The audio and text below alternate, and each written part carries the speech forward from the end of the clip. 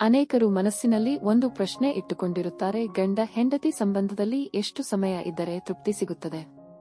ಹೆಚ್ಚು ಸಮಯ ಇದ್ದರೆ ಮಾತ್ರ ಸಂತೋಷವಾ? ಅಥವಾ ಕಡಿಮೆ ಸಮಯ ಇದ್ದರೆ ಅದು ಸಮಸ್ಯೆಯ? ನಿಜ ಹೇಳಬೇಕೆಂದರೆ ಇದರ ಉತ್ತರ ನಿಮಿಷಗಳಲ್ಲಿ ಇಲ್ಲ, ಮನಸ್ಸಿನ ಹೊಂದಾಣಿಕೆಯಲ್ಲಿ ಇದೆ. ಅನೇಕ ದಂಪತಿಗಳು ಸಮಯದ ಬಗ್ಗೆ ಹೆಚ್ಚು ಯೋಚಿಸಿ ಅನಗತ್ಯ ಒತ್ತಡಕ್ಕೆ ಒಳಗಾಗುತ್ತಾರೆ.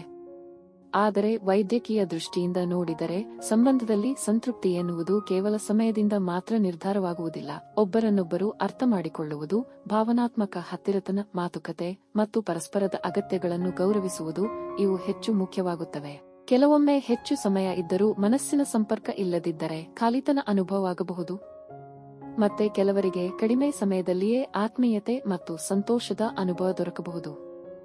ಒಂದು ಸತ್ಯ ನೆನಪಿಡಿ, ಸಂತೃಪ್ತಿ ಎಂದರೆ ಗಂಟೆ ಅಥವಾ ನಿಮಿಷದ ಲೆಕ್ಕವಲ್ಲ, ಒಬ್ಬರ ಮನಸ್ಸನ್ನು ಮತ್ತೊಬ್ಬರು ಎಷ್ಟು ಅರ್ಥ ಮಾಡಿಕೊಂಡಿದ್ದೀರಿ ಎಂಬುದೇ ಮುಖ್ಯ. ನಂಬಿಕೆ, ಪ್ರೀತಿ, ಮಾತುಕತೆ ಮತ್ತು ಮನಸ್ಸಿನ ಹೊಂದಾಣಿಕೆ ಇದ್ದರೆ ಸಂಬಂಧ ಸುಂದರವಾಗುತ್ತದೆ.